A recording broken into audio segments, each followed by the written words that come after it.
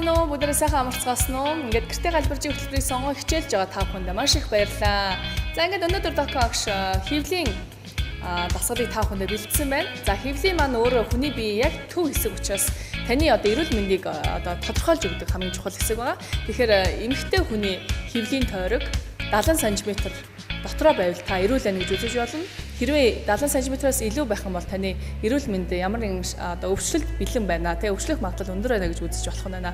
За эрэгтэй хүний хэвлийн тойрог бол 90 см-аас дотоошоо байх ёстой. 90-с дээш авах юм бол та бас эрүүл мэндийн асуудал ямар нэгэн шалтгаанаар өртөх магадлалтай гэж бас үздэг байна.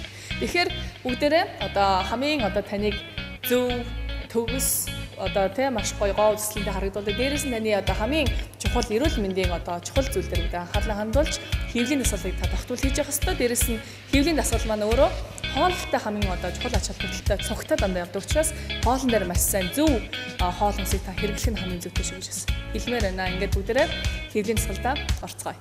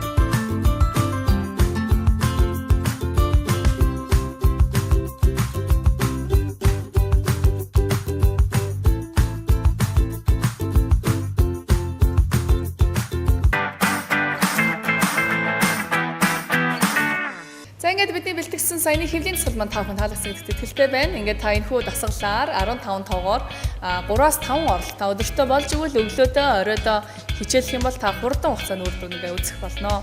За ингээд гэртээ галбиржийн хөтөлбөрийн маань гол зорилго бол таныг гэрт тань гарын доорх хялбархан байдлаар ашиглагдаж болох хэрэгслүүдээр таны бие гойлог сайхан галбиртай маш гоёртой ихтэй болох хотод туслах юм гол зорилготой хөтөлбөр байгаа учраас та бүхэн хөтөлбөрөө тасалгүй өдөр болгон дагаад асуудалаасаа хийцгээгээрэй.